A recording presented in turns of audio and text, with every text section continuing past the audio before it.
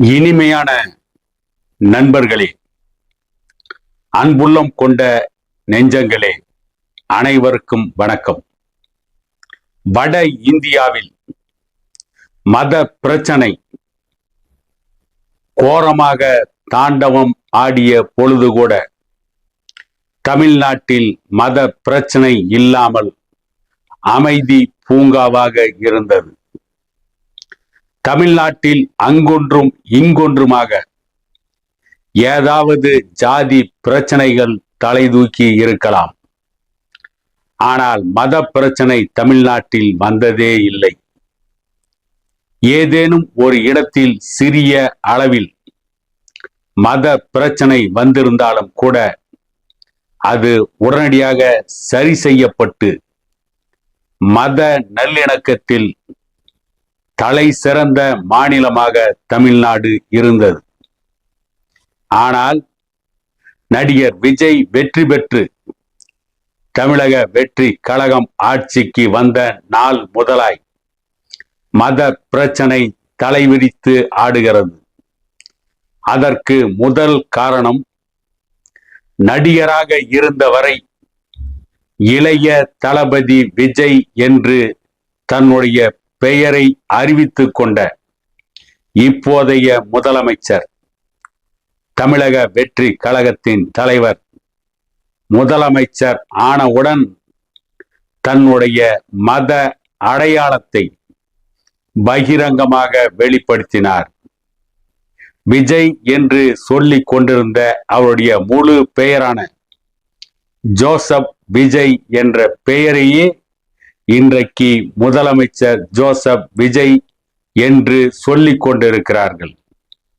சரி, அது கூட முதலமைச்சருடைய தனிப்பட்ட மத நம்பிக்கை. ஆகவே அவர் ஜோசப் விஜய் என்று சொல்லிக் கொண்டிருக்கிறார் என்று வைத்துக் கொள்வோம். ஆனால் நடிகர் விஜய் அரசின் அதிகாரமிக்க பதவிகளை கைப்பற்றி இருப்பவர்கள் யார் என்று பார்த்தால் அவர்கள் எல்லோரும் கிறிஸ்துவர்கள்.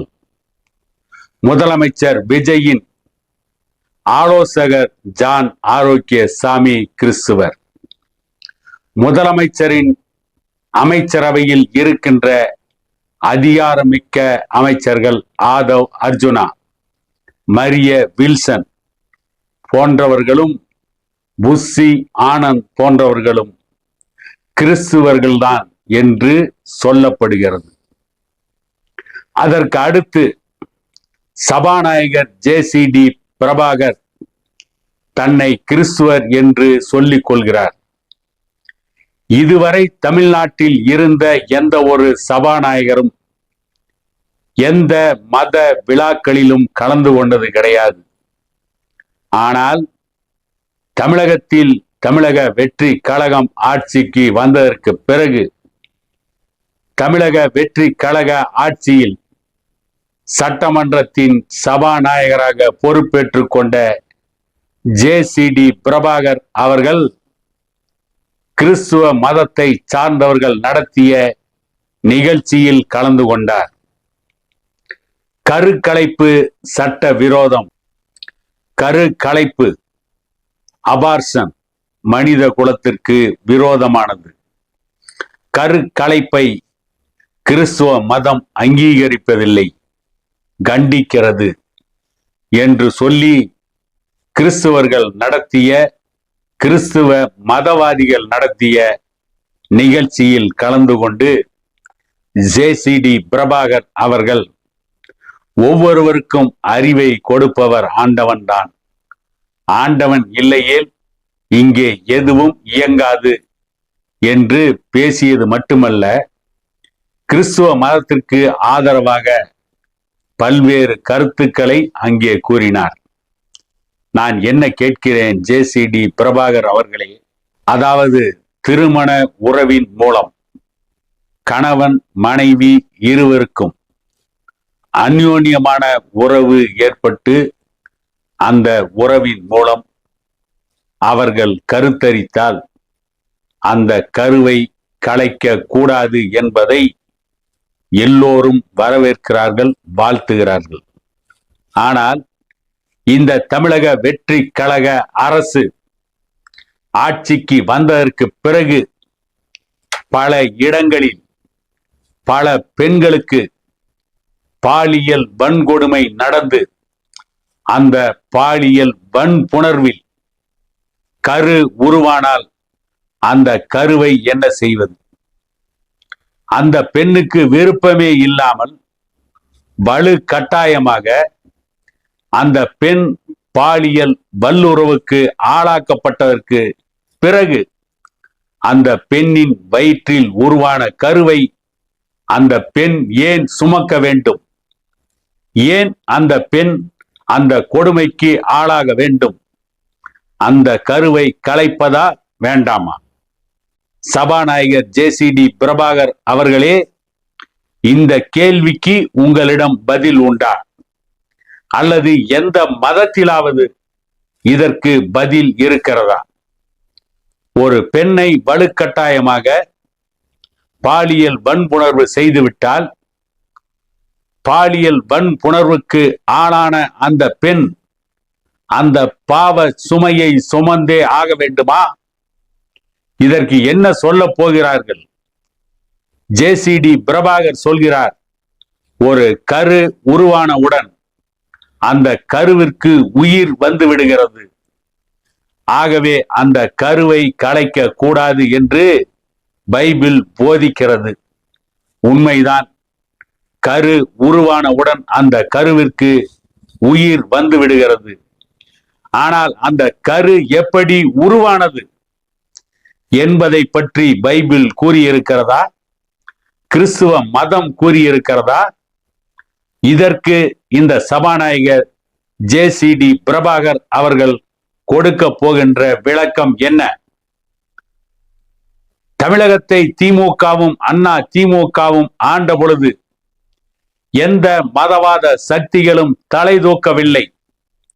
மத கட்டுப்பாடுகள் இருந்தது. ஒவ்வொருவரும் ஒவ்வொரு மதத்தில் இருந்தார்கள். ஆனால் மதத்தின் பெயரால் சர்ச்சைகள் ஏற்படவில்லை. ஆனால் தமிழக வெற்றி கழகம் ஆட்சிக்கு வந்ததற்கு பிறகு மதத்தின் பெயரால் ஏற்படும் சர்ச்சைகளுக்கு அளவே இல்லாமல் போய்விட்டது. இதற்கு காரணம் தமிழக வெற்றி கழகத்தில் இருக்கின்ற சில அமைச்சர்களும் தமிழக வெற்றி கழகத்தின் சபாநாயகர் ஜேசிடி பிரபாகர் அவர்களுமே பொறுப்பேற்க வேண்டும்.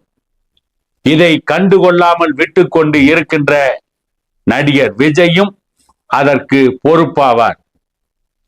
நான் என்ன கேட்கிறேன், என்னுடைய யூடியூப் பக்கத்தில் ஒருவர் ஒரு கருத்தை தெரிவித்திருந்தார்.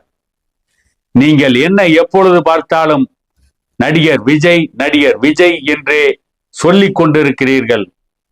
அவரை முதல்வர் விஜய் என்று சொல்லுங்கள், அதுவும் மாண்புமிகு முதலமைச்சர் என்று சொல்லுங்கள் என்று எனக்கு எதிராக கருத்து தெரிவித்தார்.